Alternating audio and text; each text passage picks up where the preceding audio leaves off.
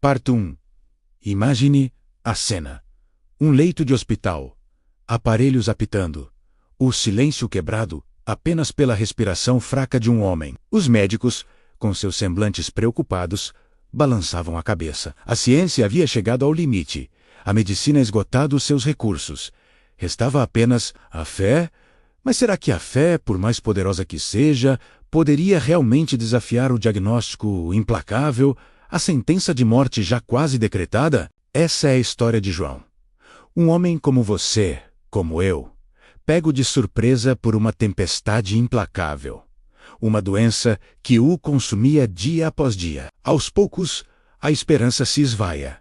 A alegria se tornava uma memória distante. A pergunta que não saía de sua mente era: será que existe uma saída? Será que ainda há uma luz no fim desse túnel? E se eu te dissesse que existe uma oração capaz de mover montanhas, de acalmar a tempestade e de trazer a cura para o corpo e para a alma? Uma oração que transcende as palavras, que se conecta diretamente com o Criador, com a fonte de toda a vida? Uma oração que João descobriu em meio ao seu sofrimento, um segredo milenar escondido nas páginas sagradas da Bíblia. Prepare-se, pois, para desvendar esse mistério, para testemunhar um milagre que desafia a lógica e a razão, para descobrir o poder transformador da fé e da oração. Mas antes, eu te convido a fazer uma pausa, a fechar seus olhos por alguns instantes e a se conectar com o seu interior, a abrir o seu coração para receber a mensagem que está prestes a ser revelada. E se você está buscando uma resposta, uma cura, um alívio para o seu sofrimento,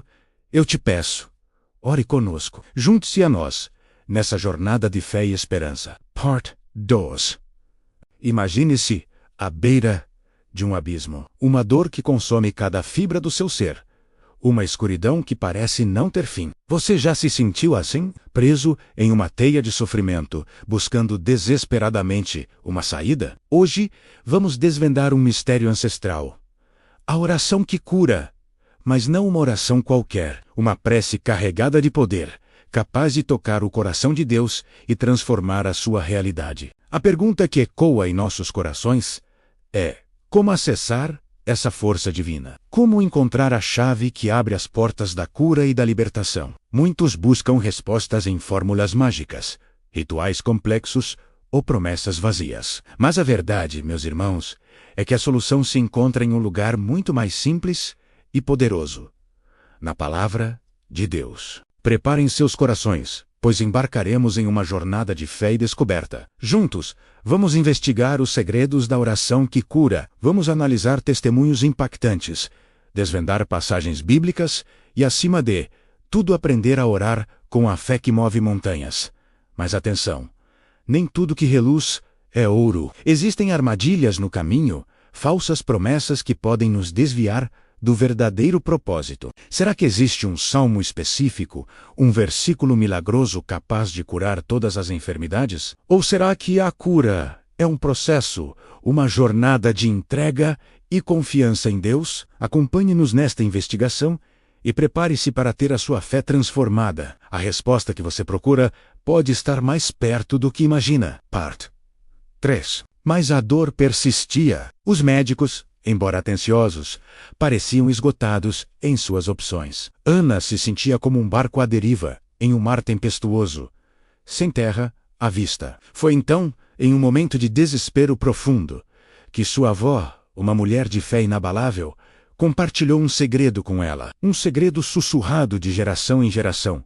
Um farol de esperança aceso nas noites mais escuras. Minha neta, disse a avó, com a voz trêmula, mas os olhos brilhando com uma luz interior, existe uma oração que cura. Uma oração tão antiga quanto as montanhas, tão poderosa quanto o amor de Deus. Uma oração encontrada nas páginas sagradas dos Salmos. Ana, cética, mas desesperada, agarrou-se a essas palavras como a um bote salva-vidas. Qual salmo, porém, continha essa chave para a cura? Qual versículo específico traria alívio para sua dor lancinante? A avó sorriu misteriosamente, como quem guarda um tesouro precioso. Não vou te dizer qual é. Vou te guiar para que você mesma o encontre, pois a resposta está dentro de você, na sua fé, na sua conexão com o divino. E assim começou a jornada de Ana em busca do Salmo da Cura. Uma jornada que a levaria a mergulhar nas profundezas da Palavra de Deus, a questionar suas crenças mais arraigadas e, finalmente, a descobrir a força inabalável que residia em seu próprio coração.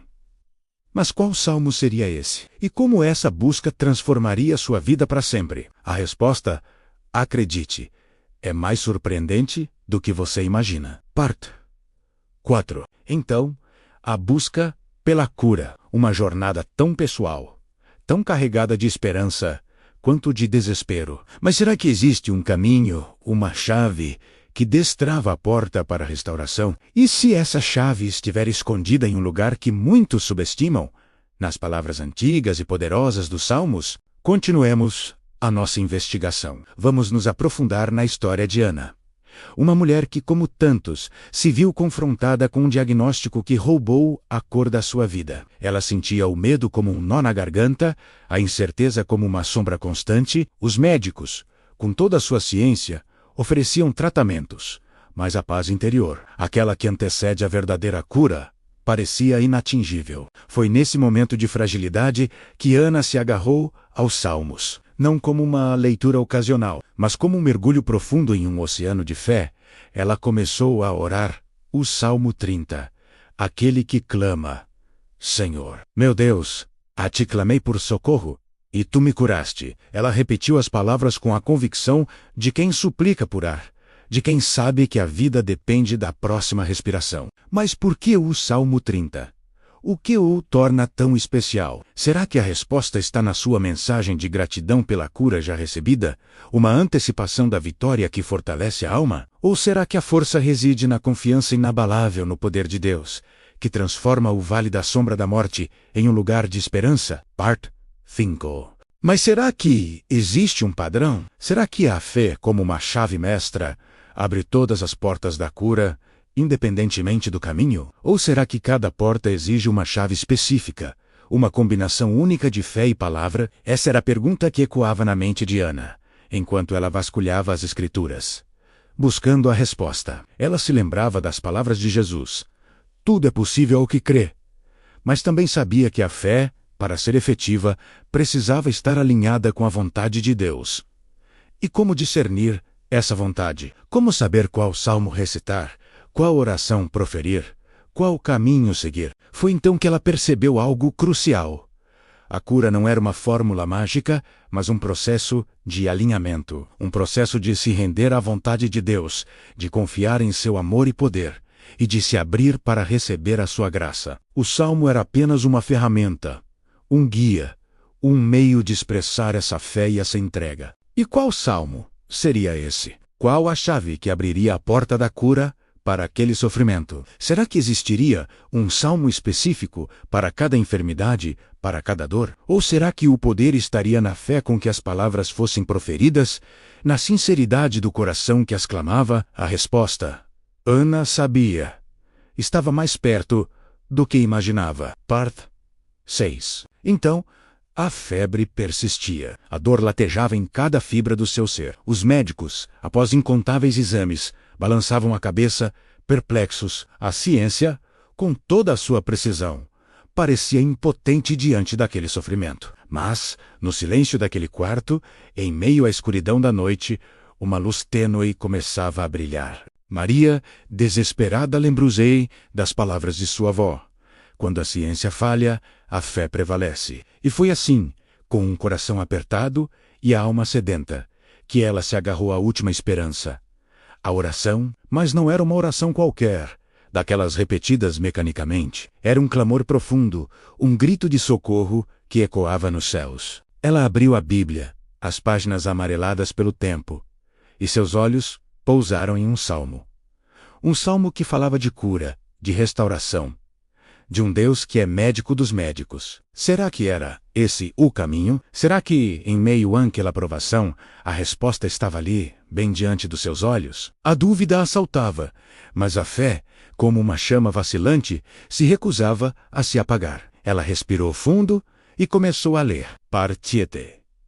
Partiete. A fé de Ana, nutrida pela leitura constante dos Salmos, era sua âncora. Mesmo quando os médicos pareciam sem esperança, ela se agarrava às promessas divinas, recitando o Salmo 91 em voz alta, com convicção. Ela visualizava a cura, sentia a presença de Deus a envolvendo, e suas orações se tornavam mais fervorosas a cada dia. Ela não apenas recitava as palavras, mas as vivenciava, permitindo que cada verso penetrasse em sua alma e dissipasse o medo. Mas o que aconteceria se a fé de Ana vacilasse? E se a dor se tornasse insuportável, a ponto de obscurecer sua visão espiritual? Será que ela conseguiria manter a conexão com o divino, mesmo em meio ao sofrimento? E se a cura não viesse no tempo esperado? Será que a fé de Ana seria abalada, ou ela encontraria uma força ainda maior no Salmo 91? A verdade é que a jornada de Ana não foi linear. Houve momentos de desespero, de questionamentos,